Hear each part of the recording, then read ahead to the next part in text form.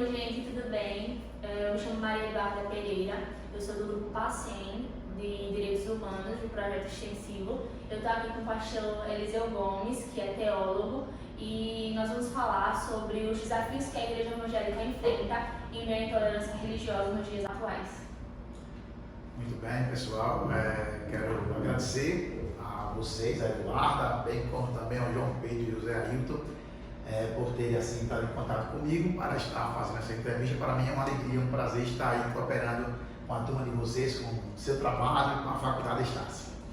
Nós que agradecemos pela disponibilidade do pastor e vamos lá. Pastor, qual a visão do senhor como pastor perante a intolerância religiosa nos dias atuais? A intolerância religiosa, a gente tem que partir realmente de um princípio de que é algo real, é algo que existe. E como pastor e como cristão, eu tenho que ser imparcial e dizer que a mesma energia que nós gastamos combatendo qualquer tipo de intolerância religiosa que advém contra o cristianismo, os nossos princípios de fé, nós também temos que garantir o direito das pessoas que não são cristãos, que também pensam diferente de nós e também respeitar a opinião deles. Agora, uma coisa que eu gostaria de deixar muito claro já assim, nessa primeira pergunta, Eduardo, é que nós precisamos fazer uma distinção entre o que é intolerância religiosa e o que são crenças de uma determinada religião. Porque hoje nós estamos vendo as coisas caminhar para um sentido onde, quando você expressa a sua fé, tem sido visto como intolerante. E a gente precisa fazer esse diferencial, que uma coisa é eu me manter fiel aos meus princípios, no meu caso específico, a Bíblia Sagrada, tá? E isso ser respeitado como sendo as minhas doutrinas, a minha fé, a minha crença, e eu ter o direito de expressá-la, obviamente, respeitando quem pensa diferente e sem nenhum tipo de agressão. Pastor, na opinião do senhor, quais são os principais fatores que cooperam para a intolerância religiosa no cristianismo? Contra o cristianismo, eu entendo que a intolerância religiosa se dá por alguns fatores. Mas o principal fator é o fato do cristianismo ele ser, por definição, uma religião exclusivista. A partir do momento que o cristianismo ele prega que Jesus é o único caminho, é verdade e vida, é o único caminho para a salvação, esse discurso por si só, ele se torna agressivo para algumas pessoas que escutam. E desta forma, se tem uma intolerância, um preconceito contra o cristianismo. Mas como falei anteriormente, as pessoas precisam entender que estes são princípios de fé do cristianismo. Você não é obrigado a aceitá-los, mas você deve respeitá-lo. Meu nome é João Pedro da Nóbrega. Vamos dar continuidade na entrevista.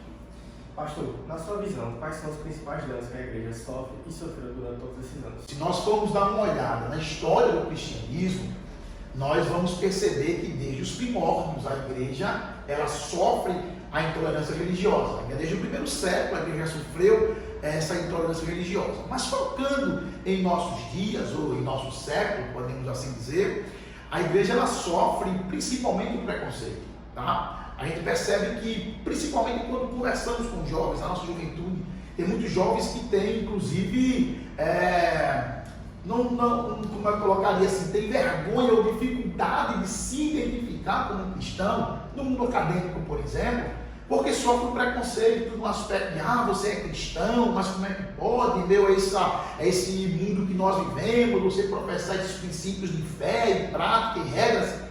E isso por si só faz com que eles se sintam muitas vezes inibidos. E isso é uma forma de demonstrar sim um preconceito contra o cristianismo.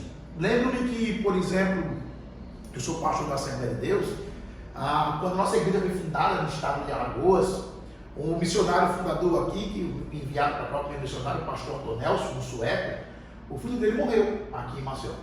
E ele foi proibido de sepultar o seu filho aqui em Maceió, nos cemitérios, porque ele era um cristão, ele era crente. Tá? Foi preciso uma autorização judicial e com força policial para que isso acontecesse. Então você percebe que é histórico esse preconceito contra o cristianismo. E os danos têm sido muitos desde o primeiro século e continua hoje, e nós precisamos sim estar se conscientizando disso para poder termos uma mentalidade, uma consciência de poder respeitar, como o próprio Cristo ensinou, amar uns aos outros e tudo se resolve. Pastor, qual a importância das redes sociais no combate contra a intolerância dentro da igreja? Focando nas redes sociais para o bem, no aspecto de utilizar de forma positiva para o combate à intolerância, podemos dizer que, a partir do momento de uma reflexão séria, a partir do momento que você utiliza as redes sociais para que você possa realmente mostrar os ensinamentos de Cristo, os ensinamentos do cristianismo, o amor que Cristo nos ensinou. Eu acho que todas essas mensagens de paz, ela vai começar aos poucos a trabalhar na mentalidade das pessoas e eles começarão a ver o cristianismo com olhos melhores, com olhos de mais empatia. Bom, eu sou o José Ailton, vou dar continuidade aqui às minhas perguntas. Qual o caminho que a igreja adota para contornar a intolerância? É preciso que a gente entenda que a igreja hoje, ela vive um contexto onde só o diálogo, eu acho que não é o suficiente para a sociedade que nós estamos inseridos. Por conta disso, as igrejas têm se resguardado com estatutos, regimentos internos, o estatuto social da igreja, todas essas questões onde elas se resguardam para alguma situação até jurídica de estar resguardado, amparado diante da legalidade daquilo que ela ensina e pratica. A gente precisa observar que quando se trata de intolerância religiosa, eu quero abrir esse parêntese aqui, é um termo que foi exclusivamente adotado para as religiões das minorias. Parece que o cristianismo ele fica de fora dessa equação, como se o cristianismo não sofresse intolerância religiosa. Sendo que, ainda esse mês, centenas de pessoas foram mortas, por exemplo, na Índia, por conta de intolerância religiosa. Centenas de casas de cristãos foram queimadas. Existe um ranking de 50 países mais violentos contra o cristianismo, que por 20 anos foi liderado pela Coreia do Norte, e hoje quem está liderando é o Paquistão, mas você tem México, você tem Índia, você tem diversos países onde ainda há uma intolerância muito grande.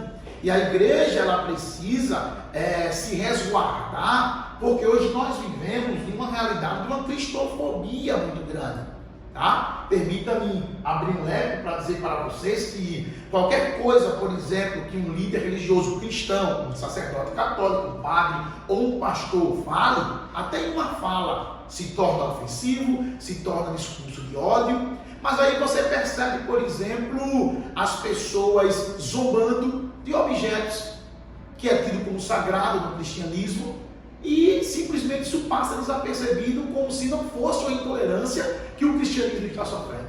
Então a igreja ela tem procurado também se resguardar de forma legal, apesar de dialogar, de mostrar para as pessoas a realidade em que nós vivemos, a realidade do que nós pregamos, a realidade das nossas doutrinas, que não são ofensivas, mas que é a nossa prática de fé. Nós também temos que nos resguardar juridicamente, com estatutos, com regimentos e assim por diante. Bom, para finalizar, pastor, o senhor vai ter aqui um breve momento para o senhor falar do que o senhor quiser aqui, sabe, expressar como o senhor bem entender, sobre a opinião do senhor, sobre o nosso tema, né?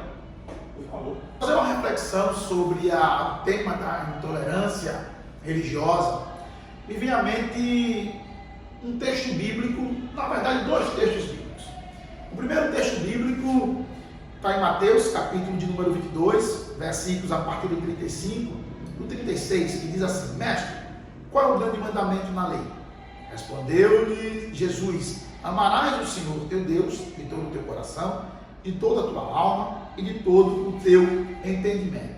Este é o grande e primeiro mandamento. O segundo, semelhante a este, é: amarás o teu próximo como a ti mesmo. Eu penso que esse é um dos textos que reflete muito bem uma verdade que eu quero transmitir aqui para vocês, um aspecto que, primeira coisa, Amar a Deus acima de todas as coisas. Ou seja, nós não negociamos os nossos valores. Nós não negociamos as nossas doutrinas. Nós temos que ser fiel à Bíblia Sagrada. Temos que ser fiéis à ortodoxia bíblica. E não negociamos com aquilo que a Bíblia coloca para nós como doutrina, como ensinamento, como regra. O Mestre, Jesus, nos ensina a amar o próximo. Então isso fica claro para mim que eu tenho que, embora ser fiel à ortodoxia, exercer a piedade cristã para com o próximo. Um outro texto que eu acho muito interessante, também mencionado aqui, se encontra na segunda carta de São Pedro, capítulo número 2, versículo 15. Pedro diz assim: antes, santificai a Cristo como Senhor em vossos corações, e estejam sempre preparados para responder com mansidão e temor a qualquer um que pedir a razão da esperança que há em vocês. Para mim esse texto ele é muito forte, porque ele diz, Ailton, primeira coisa, que eu tenho que estar preparado para responder. No grego a palavra responder ali é defesa, é defender a minha fé. Mas Pedro diz, faça isso com mansidão e temor a qualquer um que pedir a razão, lógica, o entendimento da sua crença. Então, temos que defender a nossa doutrina, a nossa fé, mas ao mesmo tempo fazer isso com piedade, fazer isso com amor cristão. Esse é o princípio que fica para nós. Então, gente, essa foi a nossa entrevista com o pastor Eliseu Gomes. Pastor, nós gostaríamos de agradecer ao Senhor, em nome da nossa equipe, em nome da professora Amanda Lima e em nome da Faculdade Estácio de Sá, por o Senhor estar contribuindo com o nosso projeto extensivo e com a nossa comunidade acadêmica. Muito obrigada, foi um prazer estar com o Senhor e obrigada pela disponibilidade. Eu que agradeço a vocês pela confiança, por ter me procurado também para poder de alguma forma contribuir com esse entendimento, com essa reflexão. Agradeço a cada um de vocês, os componentes da equipe, todos, a turma aí que está nos assistindo, a professora Amanda, que Deus em Cristo abençoe a cada um de vocês. É isso, muito obrigada, gente.